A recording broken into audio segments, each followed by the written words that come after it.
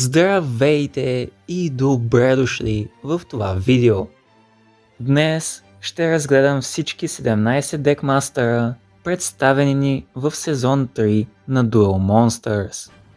Като смятам да ги подредя, започвайки от най-слабия, стигайки до най-силния. Естествено, тук всичко е само и единствено моето мнение, така че ще се радвам да чуя и по-точно видя вашето долу в коментарите под видеото. Също така, преди да започнем с 17-то място, трябва да спомена, че по начина по който са написани ефектите на декмастерите и по начина по който са представени в анимето, явно могат да се използват по повече от веднъж в дуел. Казвам го само да си имате в предвид, нищо повече.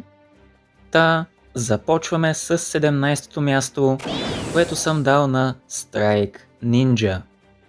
На първо време страхотна карта, ниво 5, с атака 2350 и защита 2200, страхотен е.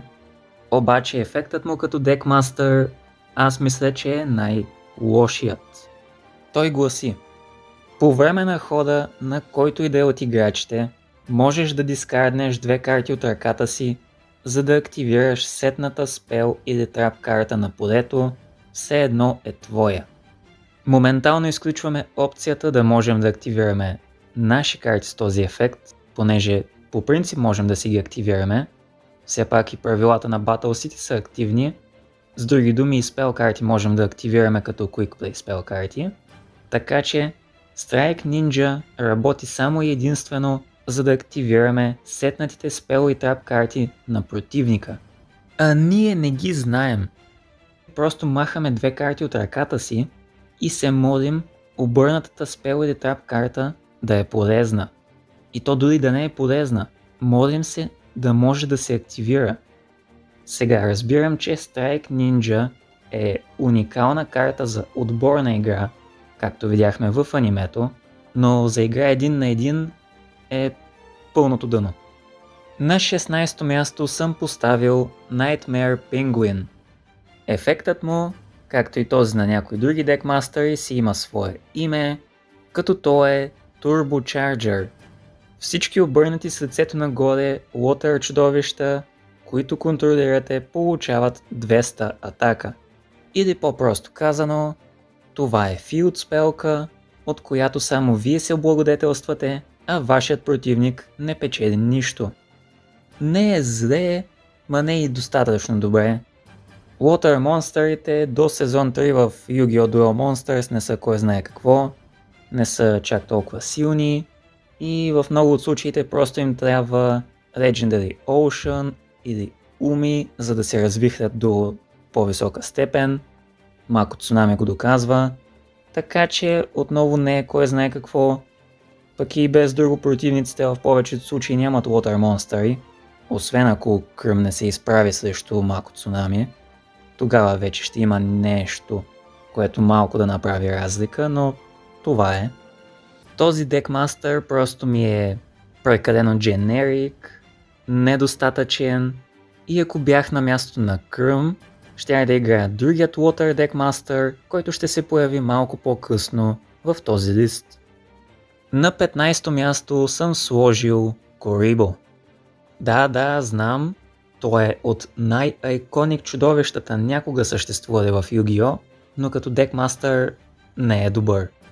Ефекта му гласи: веднъж на ход, независимо в кой от ходовете на играчите, можете да анулирате щети, които ще бъдат нанесени от противникова карта.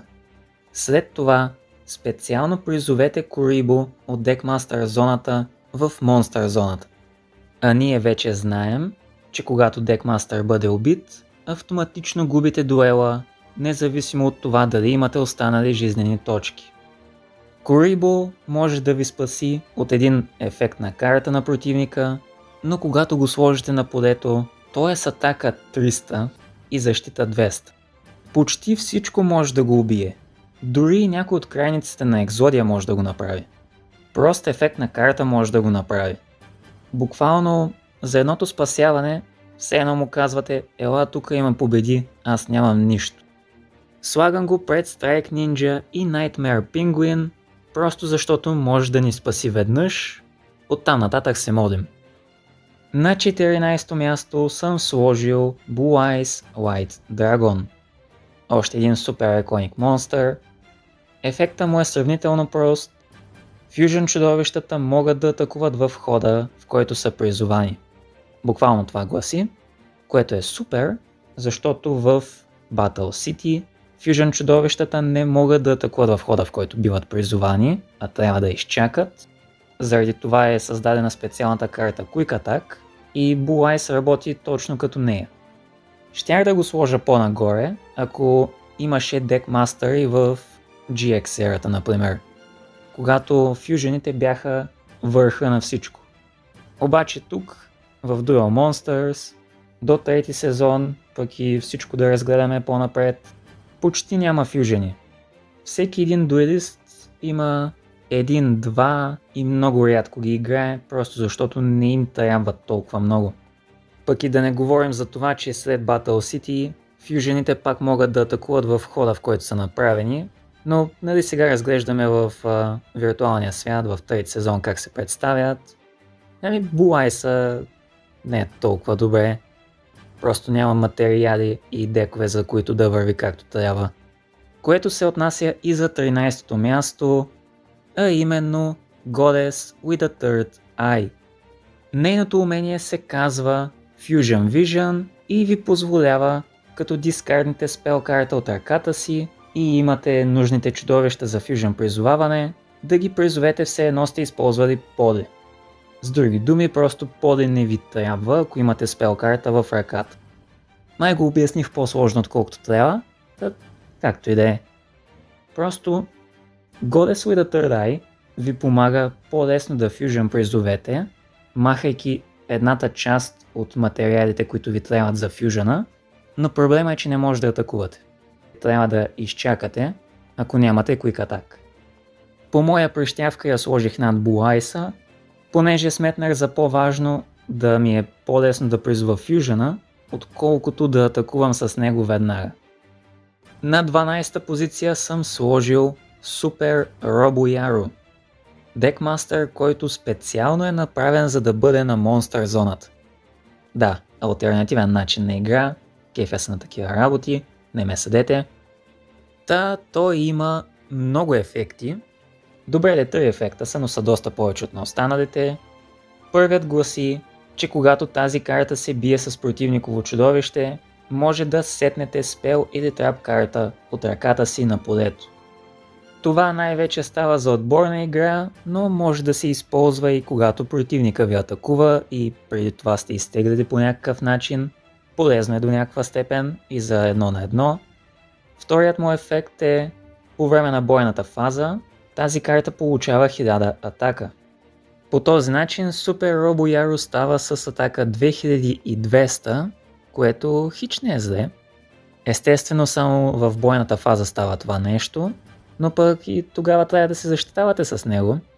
Също така може да го екипирате с различни подсилващи спел карти, за да го направите може би най-силното чудовище на полето, или поне да го направите достатъчно силен, за да оцелее от атаки, а вече за магии и капани на противника стискайте палци.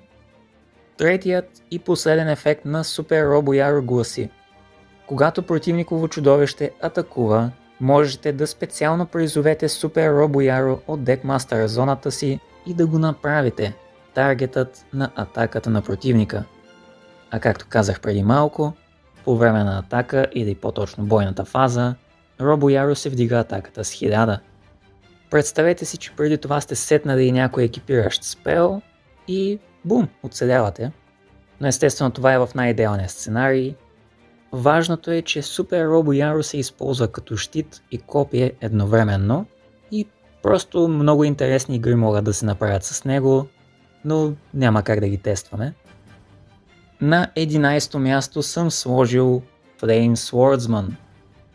Ефекта му гласи, че веднъж на ход можете да му намалите атаката с число кратно на 100, за да увеличите атаката на Warrior Monster на полето ви със същото количество. Както всички знаем, Warrior Type монстрите са най-разработените, имат най-много чудовища, спел и трапове и да са поне в топ 3 на най-разработените с най-много карти и най-обемните като цяло. В анимето е по същия начин. Имат страшно много чудовища, доста от тях са супер, Джоуи най-добре се възползва от тях и винаги е хубаво, когато още малко можеш да им увеличиш атаката.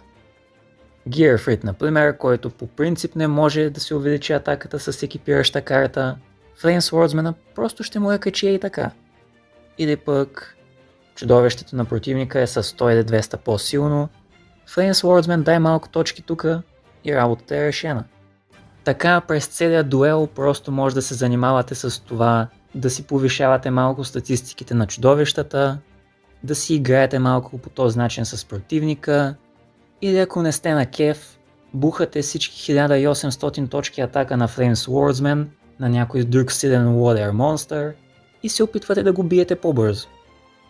За сега смятам да спрем тук, а следващия път да продължим с топ 10 декмастерите. Това беше всичко от мен за сега. Желая ви весело изкарване на празниците и до следващия път.